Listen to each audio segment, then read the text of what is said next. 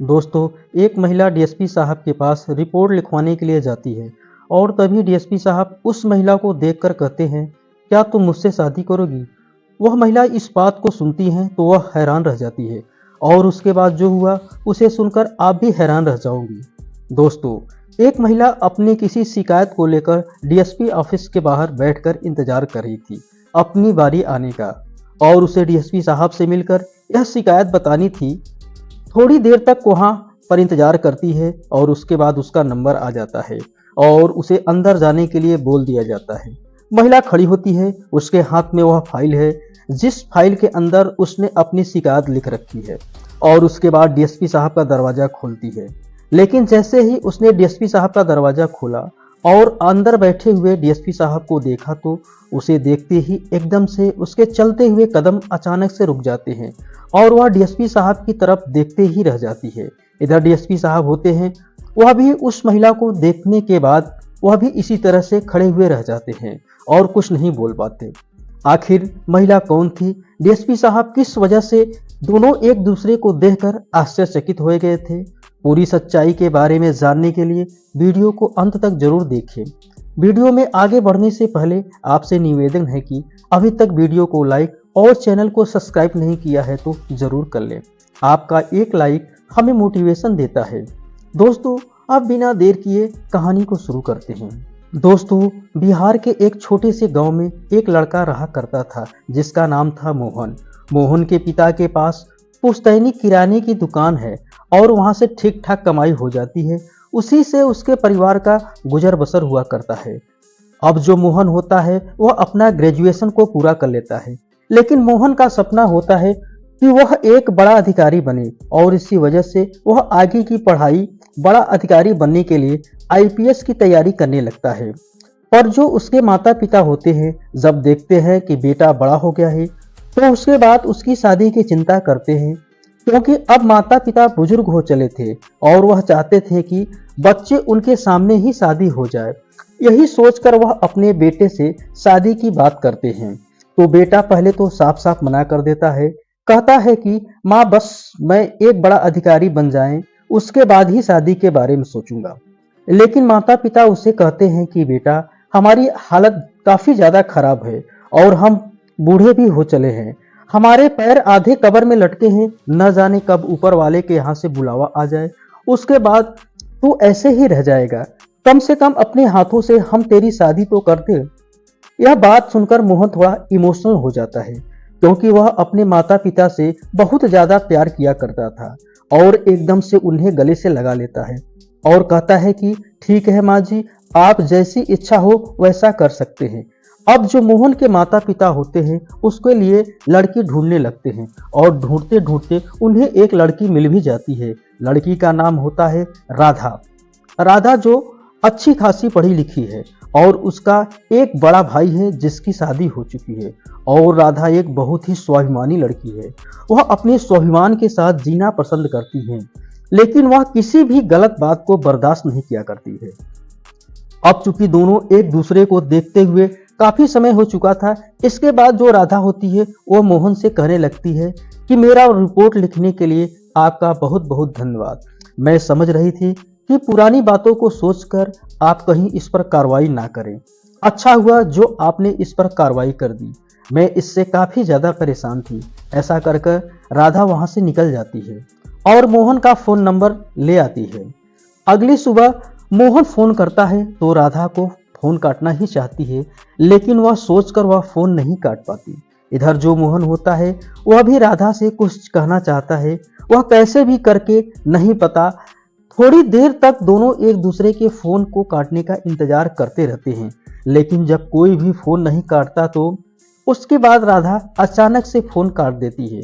और उधर जो डीएसपी साहब थे, जब राधा ने फोन नहीं काटा था तो वह भी समझ गए थे कि अभी भी राधा के दिल में मेरे लिए कुछ ना कुछ है। तो उसके बाद जो डीएसपी साहब होते हैं वह पूरी रात भर इस बारे में सोचते हैं कि क्या किया जाए और कैसे काम आगे चलेगा। यही सोचकर दूसरे दिन सुबह सुबह जो मोहन होता है अपने माता पिता के पास फोन करता है, जो कि अभी तक गांव में ही रहा करते हैं, और उन्हें इन सभी चीजों के बारे में बताता है।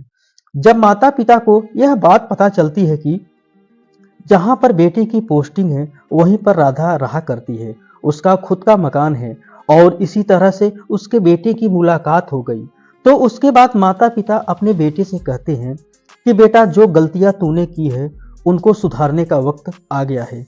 अगर तूने अभी इसे सुधार लिया तो बड़ा ही अच्छा होगा, वरना फिर किसी से मत कहना कि तुझे मौका नहीं मिला। यह तुम्हारे लिए मौका है और तुम चाहो तो इसे सुधार सकती हो। उसके बाद जो मोहन होता है इस बात को समझ जाता है और समझने के बाद सीधा उस फाइल में लिखे हुए एड्रेस पर अपनी गाड़ी लेकर सुबह सुबह जल्दी से पहुंच जाता है। डीएसपी साहब जब वहां पहुंचते हैं, राधा जब दरवाजा खोलती है और जैसे ही अपने सामने दरवाजे पर मोहन को पाती है तो वह पूरी तरह से हैरान और आश्चर्यचकित हो जाती है। अब मोहन से कुछ भी नहीं कह पाती है, लेकिन तभी मोहन कहता है, क्या मुझे आप अपने घर के अंदर नहीं बुलाओगे? क्या यहीं से मुझे बात करनी होगी? इसके बाद जो राधा होती है मोहन को अंदर बुला लेती है और अंदर बैठने के लिए कह देती है, उसके लिए चाय बनाने के लिए चली जाती है और मोहन इस बार चुपचाप वहां बैठा रह जाता है। जैसे ही राधा चाय बनाकर लाती है उसके बाद जो मोहन होता है वह बातों का सिलसिला चालू करता है। वहीं पर उसका बेटा भी था और जैसे ही मोहन अपने बेटों को देखा जो कि काफी बड़ा हो गया है तो उसके बाद उसकी आंखों में एक अलग ही चमक आ जाती है और वह उसे अपने पास बुलाता है। चॉकलेट लेकर आया था और उसे चॉकलेट देने के बाद वह उसे खेलने के लिए बाहर भेज देता है और राधा से बात करने लगता है। कहता है कि राधा, देखो, पता है मैंने जो भी किया है वह बहुत ही गलत किया, लेकिन फिलहाल यह मौका है हम दोनों की भूल को सुधारने का। मेरे बेटे को अपने पिता का प्यार मिल जाएगा क्योंकि अब तक वह तुम्हारे पास ही रहा है और मैं जो भी गलती कर चुका हूँ पहले उन सभी गलतियों को सुधारना चाहता हूँ। राधा जो कि स्वाभिमान से भरी हुई थी वह कहने लगती है कि इन बातों का कोई फायदा नहीं, मैं फिलहाल पूरी तरह से आत्मनिर्भर हूँ और मुझे अब तुम्हारी कोई भी जरूरत नहीं है। इसके बाद जो डीएसपी साहब होते हैं वह उससे कहने लगते हैं कि देखो, सच में ही मुझे बहुत बड़ी गलती हो गई, लेकिन अगर हम इस गलती को नहीं सुधारे तो दोनों की जिंदगी बुरी तरह से बर्बाद हो रही है। जहां तक मुझे पता है कि तुमने भी दूसरी शादी नहीं की है और मैं भी अभी तक शादी के बारे में नहीं सोचा। हम दोनों दोबारा से एक साथ रह सकते हैं और तुम्हें बिल्कुल भी शिकायत का मौका नहीं दूंगा। लेकिन राधा चुपचाप रह जाती है और वह पिछली बातों में खो जाती है। जब राधा और मोहन का झगड़ा हुआ था तब राधा अपने मायके चली आई थी और इधर उसके माता पिता जब मोहन से कहते हैं कि बेटा जा, बहू को मना कर ले आ, तो उसके बाद उसे बहुत ज्यादा गुस्सा आ जाता है और वह अपने माता पिता से अपनी पत्नी को लाने से मना कर देता है। राधा मायके में बैठी बैठी उसकी राह देखती है, लेकिन जब उसका पति उसे लेने नहीं आता, बाद में वह अपने पिता से कहकर बोल देती है कि बाबूजी, यह बात कह दीजिए, अगर वह मुझे लेने नहीं आ रहे हैं तो मुझे तलाक दे दें, मैं अपनी जिंदगी को आराम से व्यतीत कर लूंगी। क्योंकि राधा को लग रहा था इस बात के कहने से मोहन उसे मनाने जरूर आएगा, लेकिन उसने यह कभी नहीं सोचा था कि उसका पति उससे तलाक दे देगा। वह तो यह सोच रही थी कि जब मैं इस तलाक की बात कहूंगी वह मुझे लेने के लिए आएंगे, लेकिन यहाँ पर जो मोहन होता है जैसे ही इस बात को सुनता है वह एकदम से राधा को तलाक देने का फैसला कर लेता है और कहता है कि हाँ, मुझे तलाक देना मंजूर है, लेकिन उसके साथ रहना मंजूर नहीं होगा। इसके बाद दोनों का तलाक हो जाता है।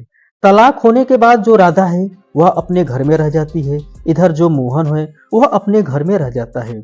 जब दोनों अलग अलग हो गए थे तो दोनों को एक दूसरे की याद आई, लेकिन मोहन के ऊपर अभी भी कामयाबी का जुनून सवार था और वह कैसे भी करके कामयाब होना चाहता है। कामयाबी इतनी अच्छी लग रही थी कि वह अपनी पत्नी की यादों को भी भुला देता है और उसके बाद दोबारा से अपनी पढ़ाई की तैयारी में लग जाता है। मोहन के माता पिता इस बात को देखकर बड़े ही परेशान हैं कि बेटे का घर बसा तो सही, लेकिन जल्दी से उजड़ भी गया। क्या होगा यह बात सोच सोच कर वह परेशान होते हैं, लेकिन उनके परेशान होने से कोई भी फायदा नहीं है। इसके बाद जो मोहन होता है वह मेहनत करके बड़ा अधिकारी बनने की तैयारी में लग जाता है और इधर जो राधा होती है वह मोहन के बारे में जब सोच क्या करती है तो उसे बुरा भी लग रहा था, लेकिन फिलहाल वह अपने अंदर दृढ़ संकल्प कर लेती है कि कोई बात नहीं, पति ने मुझे तलाक दे दिया तो कोई बड़ी बात नहीं है, मैं अपने कदमों पर खड़ी होंगी और उसके बाद अपनी जिंदगी को अपने आप ही व्यतीत करूंगी। राधा का एक बच्चा भी हो गया था जो मोहन का ही था। अब राधा अपने लिए इधर उधर नौकरी ढूंढने लगती है। राधा के पिता उसे समझाते भी हैं कि बेटी, या अपना बेटा हमारे पास छोड़ दे और ऐसा कर तू अपनी दूसरी शादी कर लो, क्योंकि जिंदगी बहुत बड़ी है और इतनी बड़ी जिंदगी अकेले नहीं काट सकती। तो राधा अपने पिता से बोल देती है कि नहीं पिताजी, मैं अपने कदमों पर खड़ी होंगी और शादी मेरी एक बार हो चुकी है, मैं दोबारा मुझे शादी करने की कोई भी जरूरत नहीं।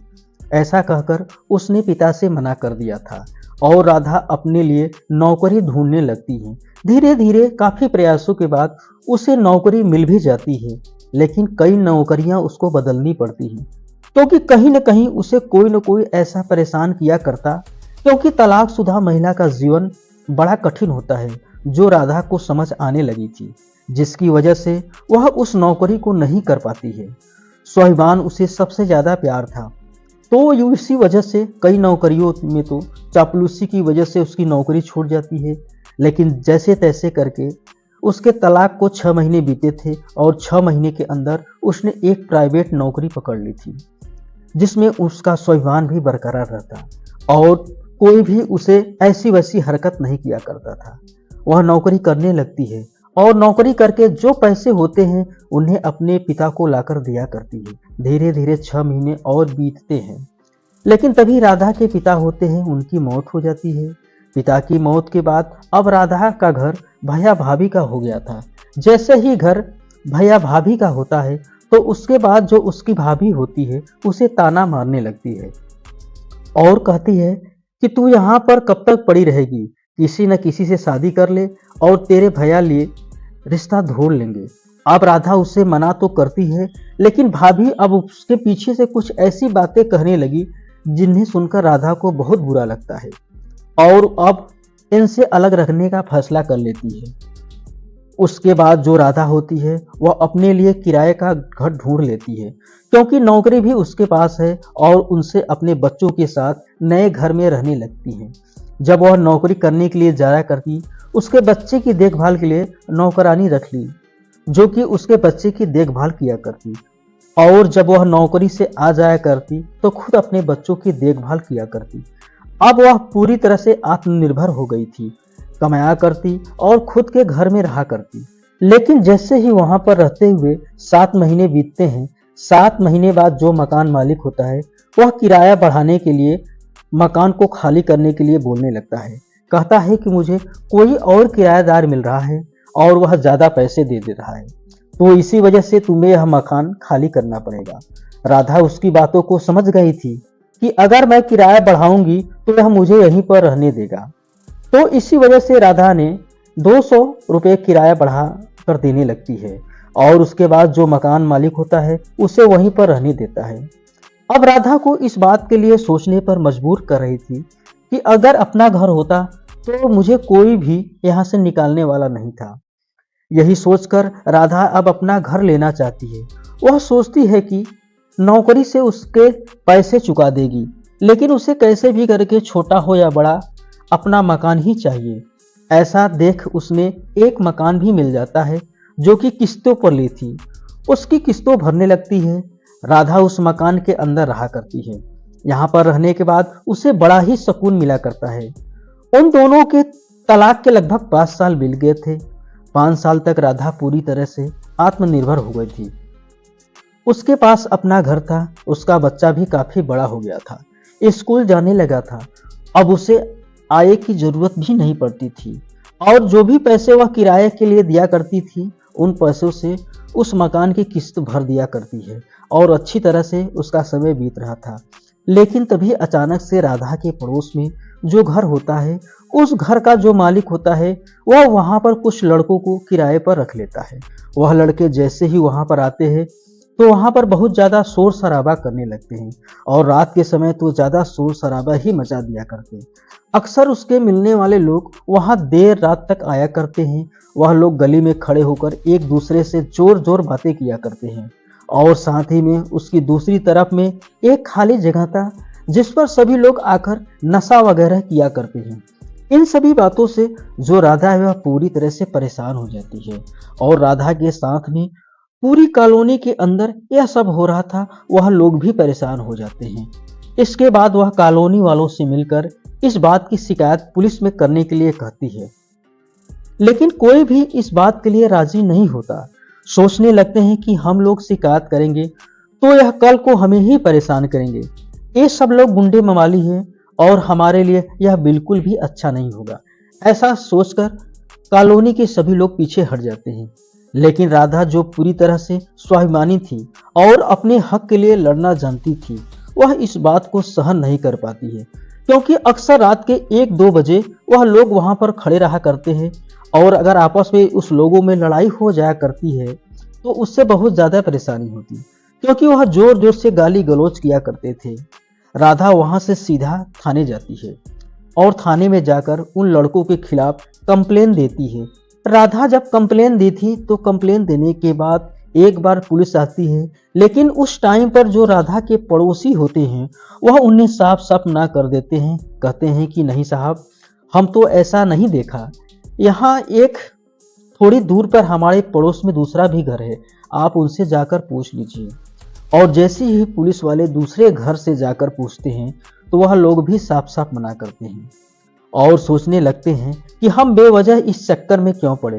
राधा जब यह बात देखी कि उसकी शिकायत भी की है लेकिन उनकी शिकायत पर कोई काम नहीं हुआ तो वह काफ़ी ज़्यादा परेशान हो जाती है और एक बार फिर से थाने में जाती है। लेकिन इस बार जो थाने में अधिकारी होता है वह उन्हें धमका देता है कि हम गए थे, आप बेवजह उन लोगों पर इल्ज़ाम लगा रही है।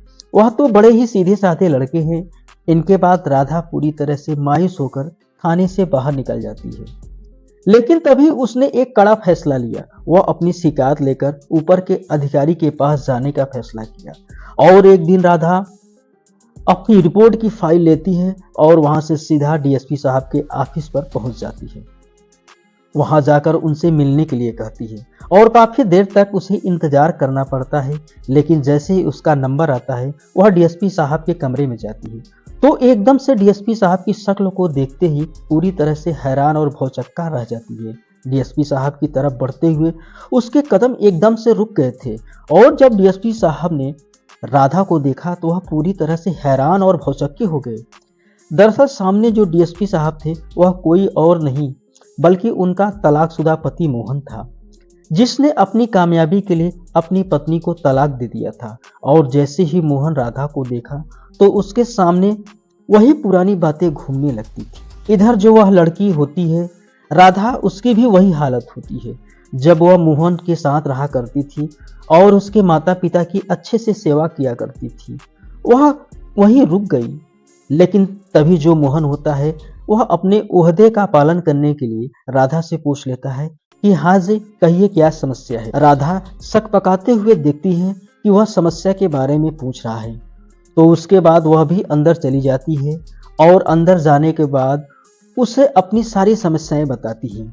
एप्लीकेशन को पढ़ने के बाद जो मोहन होता है वह सोचता है कि उसकी पत्नी न जाने क्या क्या परेशानियां झेल रही है और यह सब कुछ उसकी वजह से ही हो रहा है, क्योंकि उन्हें साफ साफ लिखा हुआ था कि पड़ोसी की वजह से काफ़ी परेशान है। और इन सभी चीज़ों का कारण जो डीएसपी साहब होते हैं वह अपने आप को मानने लगते हैं और सोचते हैं कि उस समय अगर मैं इसकी थोड़ी बहुत बातें मान लिया करता तो आज यह दिन देखने को नहीं होता, इसको इतनी परेशानी की ज़रूरत नहीं होती, यह मेरे साथ मेरे घर में रहती और कैसे भी कोई भी दिक्कत नहीं होती। डीएसपी साहब उस फाइल को अपने पास रखते हैं और कहते हैं कि देखिए, आप चिंता मत कीजिए, आपके इस काम पर कार्रवाई हो जाएगी।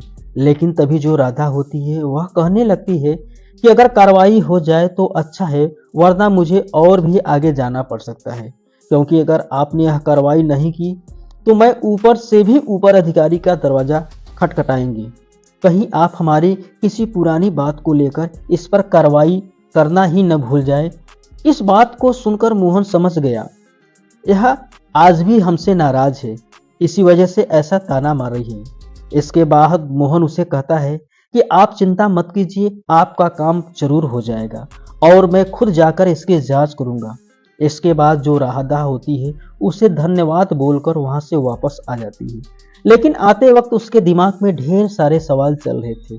वह सोच रही थी कि इसने तो मुझे तलाक दे दिया है, या भला इसका काम क्यों करेगा। और ऐसा ही सोचते हुए वह अपने घर पर पहुंच जाती है। और जैसे ही राधा ने मोहन को एप्लीकेशन दी थी, उसके बाद मोहन तत्काल वहां के थानेदार को बुलाता है जिसके पास पहले से शिकायत की गई थी, और उससे पूछता है कि इस शिकायत के बारे में तुम्हारा क्या कहना है। तो उसके बाद वह बताता है कि इस तरह से जो पड़ोस वाले लड़के हैं उसकी मैं अच्छी तरह से जांच पड़ताल कर दी, लेकिन कोई भी वहां ऐसा संदिग्ध व्यक्ति नहीं दिखाई मिला। इसके बाद मोहन कहने लगता है कि यह तुम्हारे सामने कोई बदमाशी करे या तुम्हारे सामने कोई इस तरह की हरकत करेगा जिससे उसकी पोल खुल जाए, यह तो तुम्हें देखना होगा और बार बार ट्राई करते रहो। कभी भी तुम्हें ऐसा दिखता है तो उसे फौरन उस पर कार्रवाई करो, उसे गिरफ्तार करो। मोहन के कहे अनुसार जो पुलिस वाले होते हैं वह बार बार वहां जाया करते हैं, और जब एक दिन अचानक से उन्हें पड़ोस के घर से बहुत जोर जोर से चीखने की आवाजें आती हैं। लड़कों की आपस में लड़ाई हो रही थी, कुछ के तो मुंह से महक भी आ रही थी। उसके बाद पुलिस वाले उसका दरवाजा खटखटाकर उन्हें बाहर निकालते हैं और पकड़कर थाने ले जाते हैं। पुलिस वालों ने अपना काम कर दिया था, और इसके बाद भी मोहन के कहे अनुसार बार बार पुलिस की गाड़ी वहां आकर गश्त लगाया करती थी, और जो कुछ बदमाशी लड़कों का अड्डा बन रहा था, जहां पर बैठकर वह नशा वगैरह करते थे और एक दूसरे से लड़ाई किया करते थे, वह अड्डा पूरी तरह से तहस नहस हो गया था और वहां अब कोई नहीं जाता। इसके बाद जो कॉलोनी वाले होते हैं वह लोग भी राधा के पास जाते हैं और कहते हैं कि राधा तेरी शिकायत तो काम कर दिया, अब तो ऐसा कुछ देखने को नहीं मिल रहा है। यह बात सुनकर राधा मुस्कुराने लगती है और फिर मोहन के बारे में सोचने लगती है कि पड़ोसी तो वहां से चले गए थे, लेकिन राधा के दिमाग में मोहन का चेहरा बार बार घूम रहा था और वह उन पलों को याद कर रही थी। फिर अचानक से उसे ख्याल आता है कि काफी दिनों से वह आत्मनिर्भर रहने लगी है और मुझे कोई भी समस्या नहीं है। आत्मनिर्भर होने का एक अलग ही मजा होता है, और इसी तरह से अब मैं अपनी जिंदगी को जी लूंगी, दोबारा से मोहन के पास नहीं जाऊंगी, ऐसा वह दिल के अंदर फैसला कर लेती है। लेकिन जैसे ही मोहन को यह पता चलता है कि अब वहां पर समस्या पूरी तरह से खत्म हो गई है, वहां लड़के पकड़े गए हैं, तो उसके बाद मोहन राधा से बात करना चाहता है और इसलिए उस फाइल के अंदर जो राधा का नंबर था उस पर फोन कर देता है। और फोन करने के बाद वह बताने लगता है कि देखिए मैडम, हमने आपकी जो भी समस्या थी वह पूरी तरह से खत्म कर दी। अगर फिर भी आपको कोई भी परेशानी हो तो आप बेहिचक होकर कभी भी मुझे फोन कर सकती हैं। अब राधा इस बात को सुनती है तो वह उससे बात करना चाहती है, लेकिन कहीं न कहीं उसका स्वाभिमान उससे रोक रहा था और उसे कह रहा था कि नहीं, बिल्कुल बात मत करो। इसके बाद जो राधा होती है उसे कहती है कि आपका बहुत बहुत धन्यवाद, आप कहीं पुरानी बातें को सोचकर कार्रवाई ही ना करो। जो आपने इस पर कार्रवाई दी, मैं इसके लिए काफी ज्यादा परेशान थी। ऐसा कर राधिका फोन काटना ही चाहती थी, लेकिन कैसे भी करके वह काट नहीं पा रही थी। इधर जो मोहन होता है उससे आगे भी राधा से बात करना चाहता है, लेकिन वह कैसे भी करके नहीं कह पाता। काफी देर तक दोनों एक दूसरे के फोन काटने का इंतजार करते रहते हैं, लेकिन जब फोन नहीं करता तो उसके बाद राधा अचानक से फोन काट देती है। और इधर जो डीएसपी साहब थे, जब राधा ने फोन नहीं काटा तो वह भी समझ गए थे कि अभी भी राधा के दिल में मेरे लिए कुछ ना कुछ तो है। इसके बाद डीएसपी साहब होते हैं, वह पूरी रात भर इस बारे में सोचते हैं कि क्या किया जाए, कैसे काम आगे चलेगा। यही सोचकर दूसरे दिन सुबह सुबह जो मोहन अपने माता पिता के पास फोन करता है और उन्हें इन सभी चीज़ों के बारे में बताता है, और सुबह ही राधा के पास पहुंच जाता है और उसे कहने लगता है कि देखो, सच में मुझसे बहुत बड़ी गलती हो गई, लेकिन अगर हम इस गलती को नहीं सुधारे तो दोनों की जिंदगी पूरी तरह से बर्बाद हो रही है। जहां तक मुझे पता है कि तुमने भी शादी नहीं की है और मैं भी अभी शादी के बारे में नहीं सोचा, तो कैसा होगा, हम दोनों दोबारा से एक साथ रहें और फिर से हम दोनों शादी कर लें। अपने जीवन को अब अच्छी तरीके से व्यतीत करें। मैंने जो पहले गलतियां की थी उसे तो पूरा नहीं कर सकता, लेकिन तुम्हें बिल्कुल भी शिकायत का मौका नहीं दूंगा। इस बात को सुनकर राधा थोड़ी देर तक सोचने लगती है और सोच विचार करने के बाद भी हामी भर लेती है। जैसे ही मोहन अपने माता पिता को यह बताता है कि राधा फिर से साथ रहने को मान गई है, तो माता पिता बड़े ही खुश हो जाते हैं और उसके बाद दोनों की शादी फिर से कर देते हैं। उसके बाद अब राधा काम को छोड़ देती है और अपने बच्चों को लेकर अपने पति मोहन के साथ रहा करती है। परिवार खुशियों के साथ जीवन बिताया करता है और अब जो मोहन होता है वह अच्छी तरीके से अपनी पत्नी के ऊपर ध्यान देता है और अपने बच्चों की भी सभी इच्छाओं का ख्याल रखता है और राधा भी अपने सास ससुर की खूब सेवा करती है। दोस्तों, यह कहानी हमें यह सिखाती है कि महिलाओं की आत्मनिर्भरता सबसे बड़ी ताकत होती है और मुश्किल वक्त में खुद पर विश्वास रखना जरूरी होता है। सच्चा प्यार कभी मिटता नहीं, रिश्तों में सम्मान सबसे जरूरी है। दोस्तों, यह कहानी आपको कैसी लगी कमेंट बॉक्स में ज़रूर बताइएगा। कहानी अगर पसंद आई तो वीडियो को लाइक और दोस्तों को साथ शेयर ज़रूर करें। अगर आप ऐसे ही कहानी चाहते हैं तो चैनल को सब्सक्राइब करना न भूलिएगा। मिलते हैं अगले वीडियो में, तब तक के लिए जय हिंद, जय भारत और जाते जाते कमेंट बॉक्स में हर हर महादेव, जय श्री राम लिखना न भूलिएगा। आपका बहुत बहुत धन्यवाद जो लास्ट तक वीडियो पर बने रहें।